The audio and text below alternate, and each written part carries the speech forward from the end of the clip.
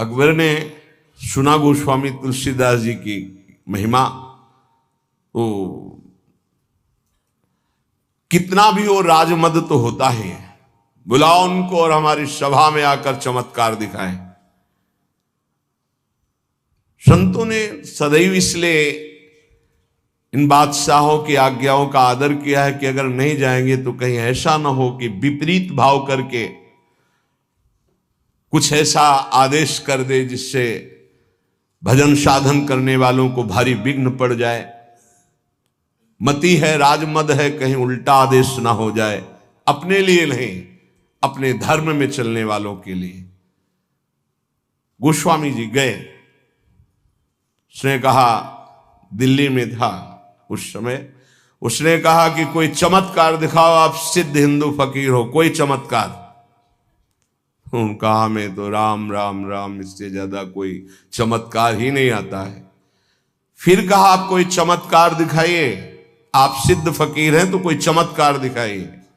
उनका हाथ जोड़ के कहता हूं मुझे कोई चमत्कार नहीं आता, मैं तो सिर्फ राम राम राम यही जपता हूं। बोले आप जान रहे हो किससे बात कर रहे हो? हाँ आप बादशाह हैं। बोले आपको दंड भी दे सकते हैं? तो बोले दे सकते हैं, बस राम राम, इससे आगे मैं जानता ही नहीं कोई चमत्कार। बंद कर दो उन्हें, जेल में बंद कर दो। वो ये परीक्षा करता था, जब सिद्ध चमत्कार कोई निकल आता था तो घुटने टेकता था, अन्यथा बादशाह तो था ही। बड़े बड़े संतों को बुलाया है और उनसे चमत्कार की बातें कही।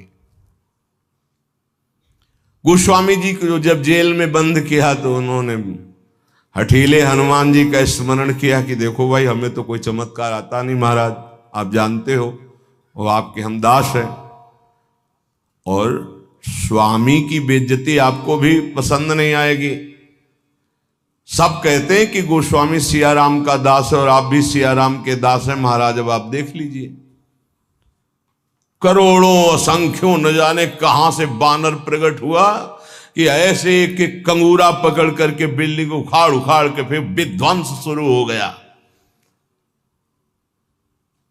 हनुमान जी महाराज का आदेश, अष्ट सिद्धि नौ निधि के दाता हैं, ऐसा जानकी जी ने वरदान दिया था।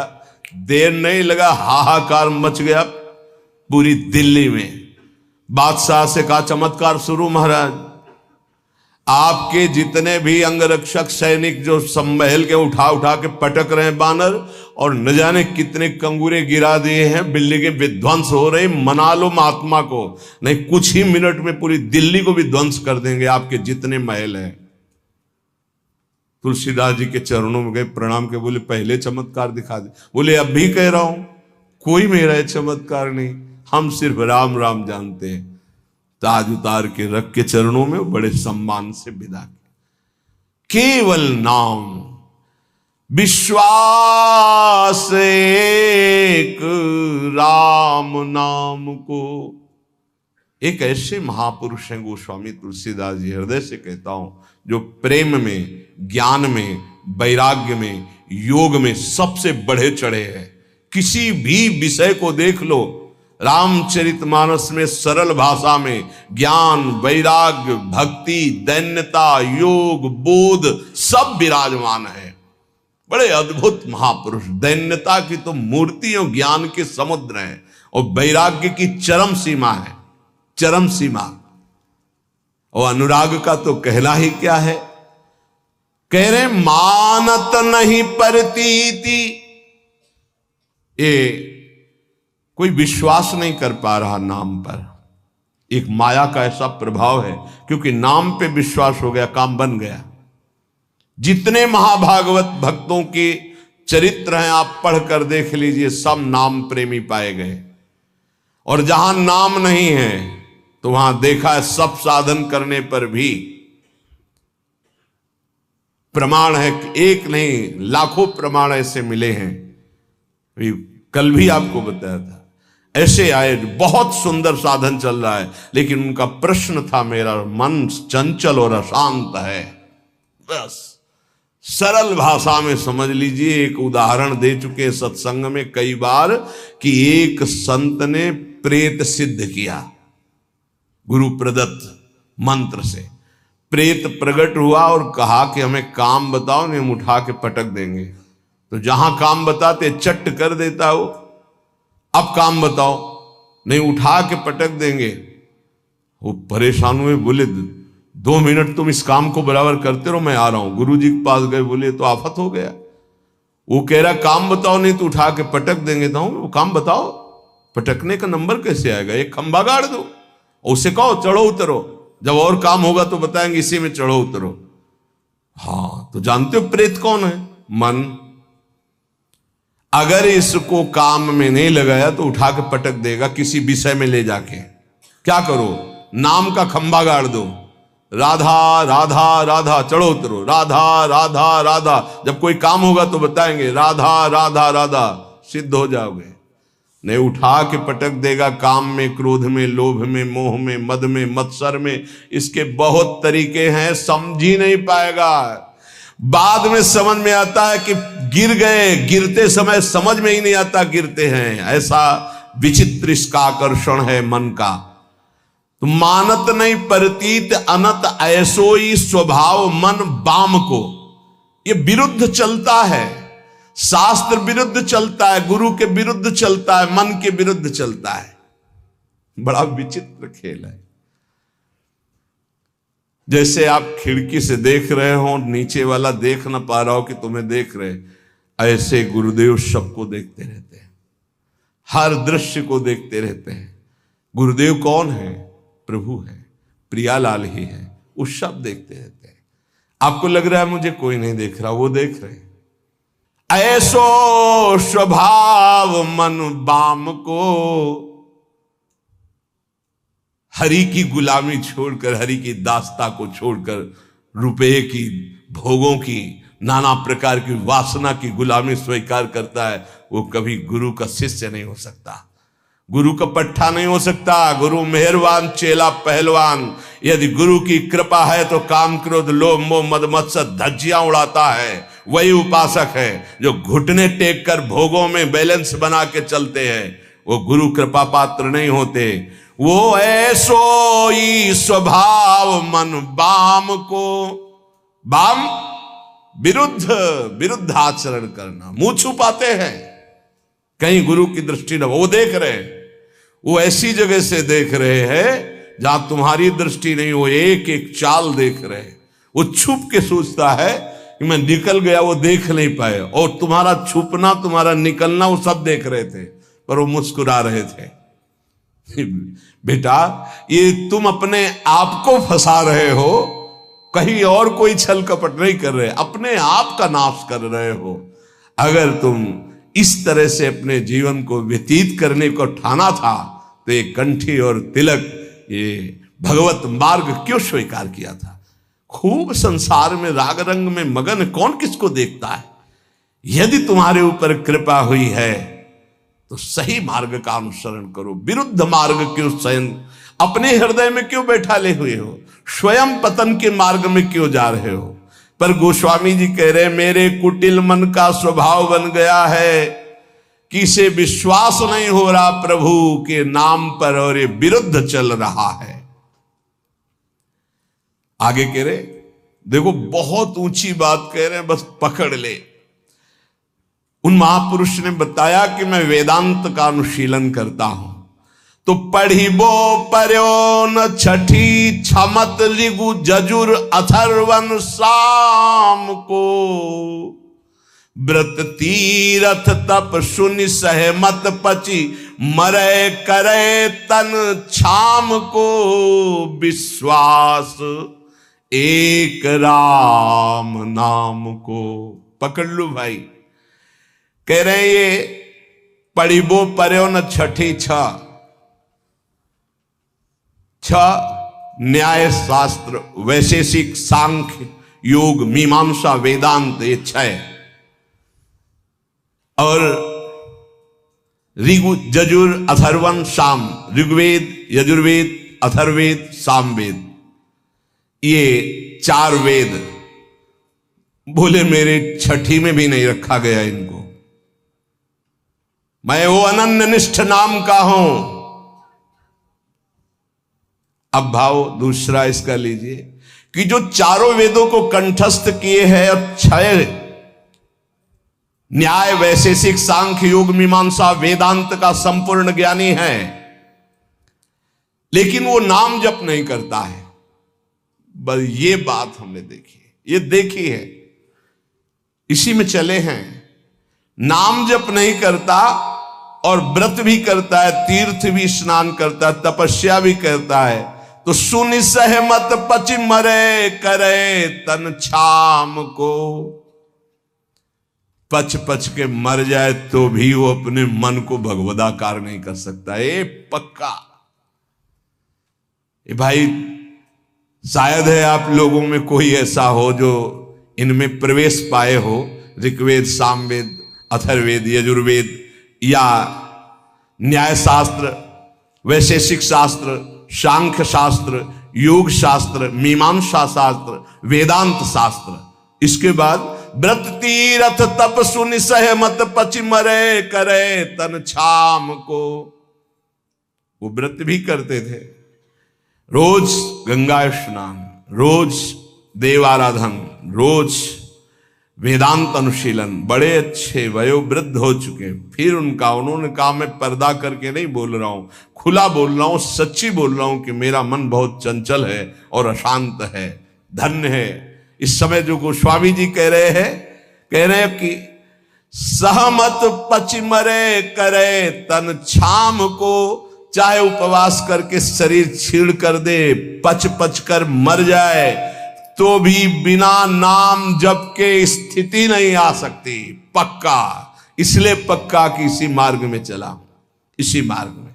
जैसे कागभूषुंड जी महाराज कह रहे कि सकल कर्म कर थक्यो गोसाई और सुखी न भयो आजु की नहीं, पायो परम विश्राम राधा राधा राधा। कह रहे कि चारों वेद कंठस्थ हो, 6 ये खूब व्रतानुष्ठान करके शरीर सुखा दिया हो, तपस्या करके पच पच के मर जाए, फिर भी वो स्थिति नहीं आएगी जो नाम से आती है। यदि नाम नहीं तो वो स्थिति नहीं। पक्का। ये बहुत जगहों में देखा। एक बहुत सुप्रसिद्ध भारत लेवल के महापुरुष, जब वही 24 वर्ष की अवस्था होगी लगभग, तो मिले। उन्होंने संस्कृत में पूछा किम नाम धेव, तुम्हारा नाम क्या? संस्कृत में। तो आनंद स्वरूप उस समय ब्रह्मचर्य का पूर्णता होकर महावाक्य में, तो व्याकरण कितना पढ़े हो? कभी गए ही नहीं, पाठशाला ही नहीं गए व्याकरण की। तुम्हें संस्कृत का कैसे ज्ञान है? नाम के प्रभाव से। ये सब कोरी श्रद्धा वाली बातें मुझे नहीं पसंद है। वेदों का स्वाध्याय करो, शास्त्र स्वाध्याय करो, विद्वान बनो। अभी तुम्हारी नई अवस्था है। उनका हाथ उठा के कहता हूं, आजीवन अपना व्रत है कि केवल नाम ही हमारा जीवन है। अब इसके आगे हम कुछ पढ़ना नहीं चाहते।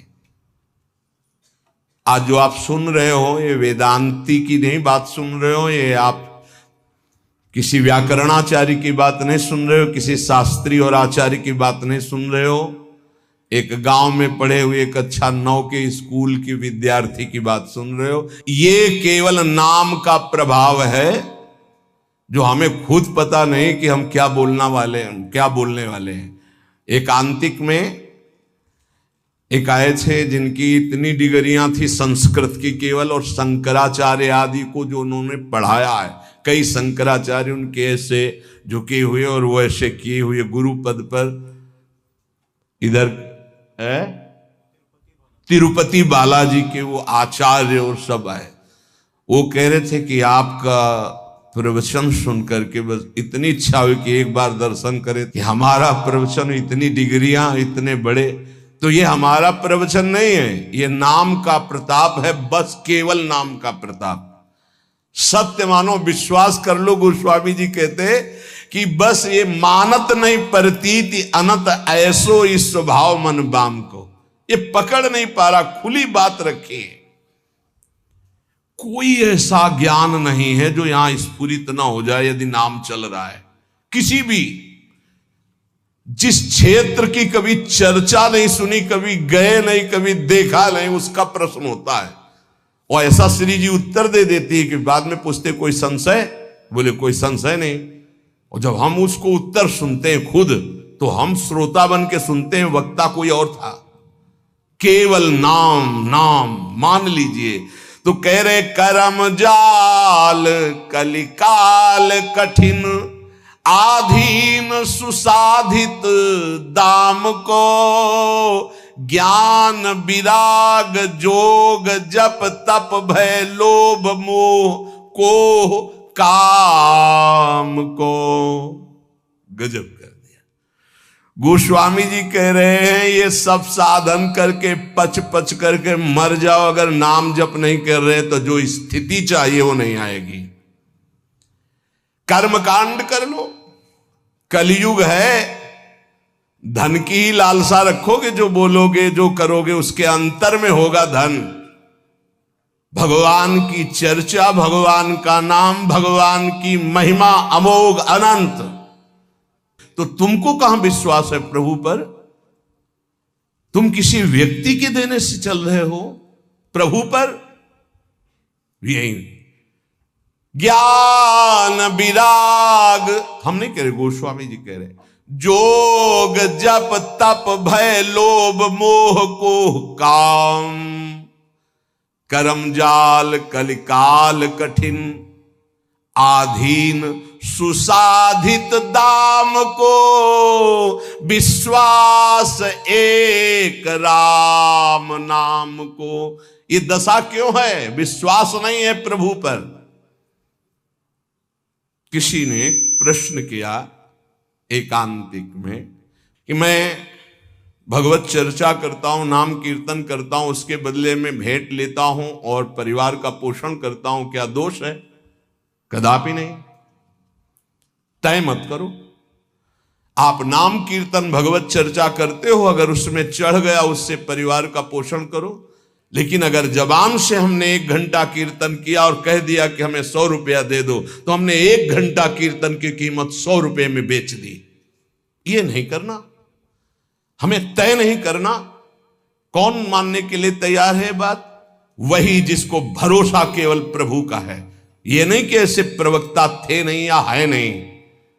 पूज्य श्री रामचंद्र जी डोंगरे जी महाराज लाखों की हृदय वृत्ति में आज भी जो पूर्व सुने हैं छाए हुए महाभागवत, केवल कथा से मतलब, केवल कथा से मतलब। सामने ठाकुर जी आंखों में अश्रु और भगवत चर्चा की और उतर के चल दिए। जो कभी कुछ चढ़ा तो जहां चढ़ा वहीं वो जिन्होंने करवाया वो जाने, वो गौ सेवा में लगाए, मंदिर में लगाए, वो कभी ऐसे कभी एक नहीं। जो अन्न उदर में प्रसाद में चला गया बस वही। भगवान सबका भरण पोषण करते हैं। भगवान पर विश्वास, बेचे ही वेद धर्म दुइले ही, इसका कहीं भी स्थान नहीं है। ए श्री कृष्ण देने वाले, विश्वास कर लो, विश्वास श्री कृष्ण देने वाले हैं। कह रहे हैं, ये गोस्वामी जी कह रहे हैं कि आज का ज्ञान भी दाम पे आधारित है। ज्ञान भी थोड़ा बुरा लगेगा, कड़ुआ लगेगा, महापुरुषों के वचन है, पर बुरा और कड़ुआ अगर हम छुपाते चले जाएंगे तो सत्य को कौन समझेगा? ये सत्संग है। जो दामों से बिकता है वो अध्यात्म नहीं होता। अध्यात्म कभी दामों से नहीं बिका है। ऋषियों के समीप दूर्वांकुर या पुष्प लेके गए और प्राण समर्पित किए, तब वेद उनको मिले। ये समर्पण का है। गीता जी भगवान का साक्षात स्वरूप है। वो कह रहे हैं मय्येव मन आधत्स्व मयि बुद्धिम निवेश है। मेरे में मन अर्पित करो, बुद्धि अर्पित करो, तुम मेरे में वास करेगा। भगवत प्राप्ति का सीधा सरल उपाय। भगवान एक दान मांग रहे हैं कि तुम मन बुद्धि मेरे को दे दो, बस वही बात है। मन बुद्धि को लगाने के लिए भगवत चर्चा हो रही और भगवान हमें देख रहे हैं कि हमारा परिवार है, हमारी कुछ सेवाएं हैं, तो उनको विश्वंभर विश्वनाथ स्वयं पूर्ण करते हैं।